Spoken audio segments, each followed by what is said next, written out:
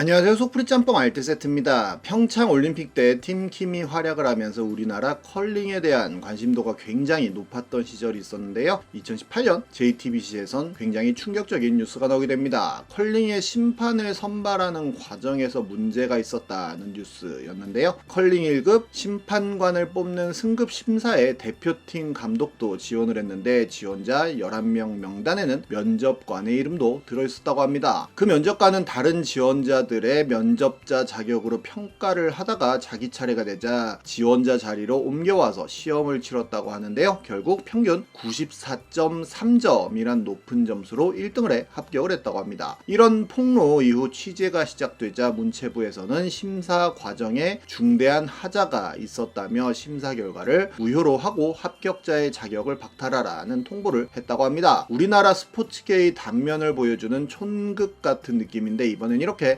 썩어버린 스포츠 비리 종목들을 모아봤습니다. 그럼 한번 볼까요? 첫 번째는 태권도입니다. 2013년 있었던 일인데요. 전국체전 태권도 서울시 대표 선발전에서 붉은색 보호구의 선수가 50초를 남겨두고 5대1로 여유있게 경기를 앞서 나가고 있었습니다. 그런데 갑자기 그 붉은색 선수에게 경고가 주어지더니 순식간에 8대7로 경기는 뒤집어졌고 그 붉은색 보호구의 선수는 패배했다고 하는데요. 이게 말이 되냐며 심판에게 항의를 했지만 되돌아온 건 반칙패 선언이었다고 합니다. 붉은색 보호구의 아버지였던 태권도 관장님은 서울시 태권도 협회에도 그 편파 판정에 대해 계속 항의했지만 태권도 협회에서는 문제없다는 대답만 하였고 결국 아버지는 너무 억울한 나머지 한 장의 유서를 남기고 세상을 떠나게 됩니다. 이 죽음을 계기로 결국 경찰은 태권도 협회를 조사하게 되었는데요. 1년여간의 조사 끝에 발표한 결과는 충격적이었는데 파란색 보호구를 했던 상대편 선수의 아버지는 대학의 태권도학과 교수였고 그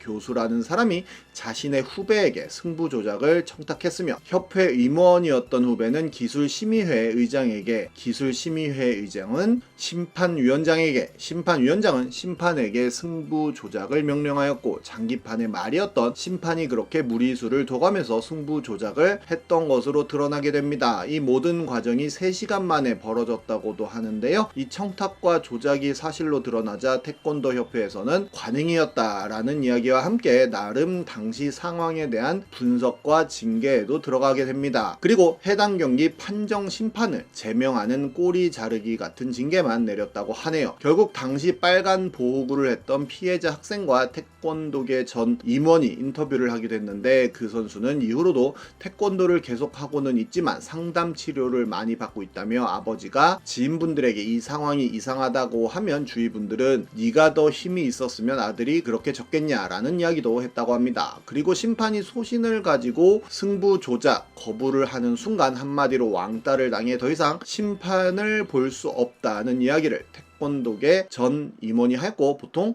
동메달 1000만원, 은메달 2000만원 금메달 4천만원이라는 소문도 파다했다고 하네요. 2018년에는 국기원 채용 비리에 대한 내용이 PD수첩에 나왔었는데요. 어느 날 갑자기 국기원 직원을 퇴근 무렵에 부르더니 백지 한 장을 주면서 영작을 시켰다고 하는데 알고 보니 신입사원으로 지원을 했던 한 응시자의 영어 답안지를 대필해달라는 지시였다고 합니다. 처음엔 거부했다가 결국엔 어쩔 수 없이 써줬다고 하는데요. 알고 보니 그렇게 합격한 당사자는 국기원 이사장이었던 한 국회의원의 선거운동원이었다고 하네요. 이에 대한 경찰 조사가 시작되자 국기원장은 해당 직원을 직접 불러 그냥 모른다고만 대답하라는 이야기를 했고 배신자는 국기원에서 근무를 할 수 없다는 협박도 했다는데 결국 그 직원은 아는 대로 경찰에 진술을 했고 국기원에서 해고당했다고 합니다. 다음은 유도입니다. 추성훈 선수가 제1교포 자격으로 우리나라 대표 유도 선수를 했던 사실은 많은 분들이 아실 텐데요. 이미 일본을 씹어먹던 시절 추성훈의 아버지가 추성훈에게 한국에 가서 한국의 유도도 제대로 배우고 오라고 했었다고 합니다.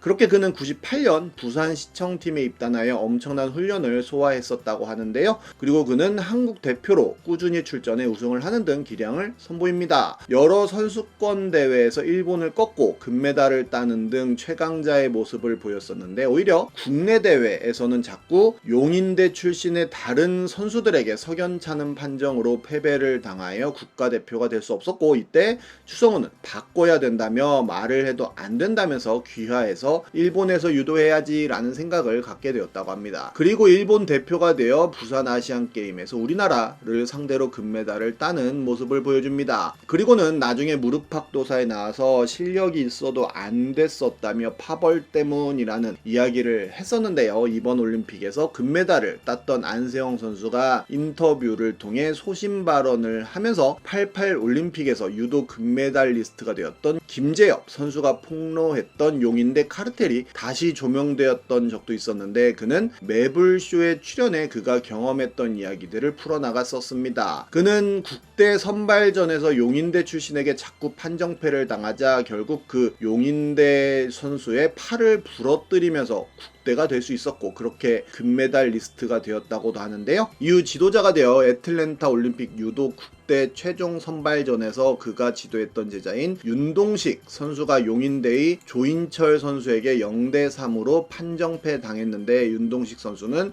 경기 후 매트에 30분간 주저앉아 항의를 했고, 스승이었던 김재엽 역시 강하게 반발했으며, 심지어 대표팀 감독이었던 김창호 감독도 강한 선수를 데리고 가야 올림픽에서 좋은 성적을 내는데 강한 선수를 떨어뜨리면 어떻게 하느냐라고 불만 표출 후 경기장을 떠났었다고도 합니다. 그가 용인대 파벌 문제에 대한 목소리를 높이자 오히려 유도계에서 퇴출을 당했고, 유도계에서 주는 연금까지 박탈을 당하고, 유도계는 김재엽의 모든 자료까지 없앤 후 유도 관련 분야에 취업하려고 하면 압력을 넣어 일을 못하게 만들기도 했다고 하네요. 여담이지만 그때 그렇게 국대가 되었던 조인철 선수는 애틀란타에선 동메달을 따고 귀국하였고, 시드니에선 은메달을 땄으며 지금 용인대에서 교수를 하고 있다고 합니다. 다음은 쇼트트랙입니다. 쇼트트랙은 한 체대와 비한 체대 간의 파벌 싸움으로 유명한데요. 노는 언니 2에는 쇼트트랙 3관왕으로 유명했던 진선유 선수가 나오게 되었는데, 그녀는 한 체대 출신이 아니라고 합니다. 한 체대 선수들 사이에선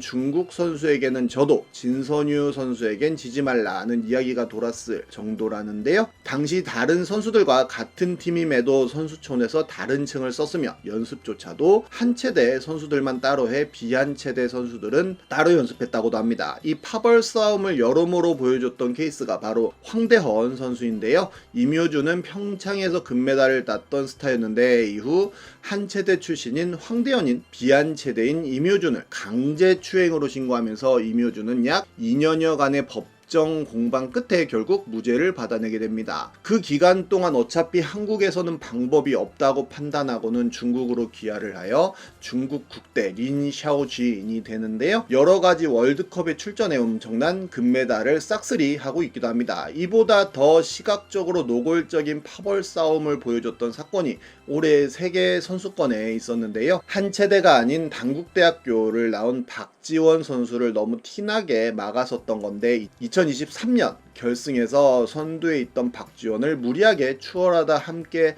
넘어지게 만들어서 옐로 카드를 받더니 2024년 세계선수권 1500m 결승에서도 박지원을 밀어버리고 추월을 하고 1000m 결승에서도 박지원을 손으로 밀어버리는 등의 추한 짓을 하며 페널티를 받게 됩니다. 그렇게 우리나라 선수들끼리 집안 싸움을 하는 동안 린샤오지는 3관왕을 했다고도 하네요. 그리고 평창 1000m 결승전에서도 한 체대 심석희가 연세대 최민정을 팔로 밀어버리는 사건이 발생해 고의 아니냐는 말들이 많았었는데요. 나중에 디스패치에 의하면 브래드 벌이 만들자며 코치와 심석희가 최민정 선수를 고의로 밀어버리자고 작당했던 것이 드러나기도 하였고, 나중에 무혐의가 나오긴 했지만 심석희는 라커룸을 불법 도청하려 했던 것까지 드러나 큰 충격을 주기도 합니다. 게다가 심석희에게 금메달을 안겨주기 위해 국대 내에서도 승부 조작 시도가 최소 2차례 있었다는 폭로가 나오기도 했었는데요. 아직도 한 체대 라인과 비한 체대 라인의 쓸데없는 기싸움은 계속되고 있는 게 아닐지 모르겠습니다. 국대 선발전의 표본으로 꼽히는 곳은 바로 양궁인데요. 1차 선발전에서 대략 100여 명이 참가해 상위 64명을 선발한 후 2차 선발전에서 총 5회전을 치러 20명으로 추린 뒤 3차 선발전에서 총 4회전을 치러 최종 8명을 선발하는 방식이라고 하는데, 양궁이라는 특성상 누구를 몰아주는 것도 불가능할 뿐만 아니라 저렇게 선발하면 그 누구도 특혜를 받을 수 없을 것 같기도 하네요. 최근엔 축구협회의 적폐에 대한 이야기가 정말 많이 나오고 있는데, 특히나 홍명보 감독의 선발 과정에 대한 비판을 많이 받고 있기도 한데요. 심창맨은 그냥 홍명보가 싫은 거잖아 라고 네티즌들에게 비아냥댔다가 엄청난 욕을 먹고 결국 사과 방송을 하기도 했는데, 우리나라에서 가장 큰 관심을 가지는 종목인 축구에서부터 이러니 다른 종목은 어떨지 뻔한 것 같기도 합니다. 지금까지 소프리 짬뽕 알뜰 세트였습니다.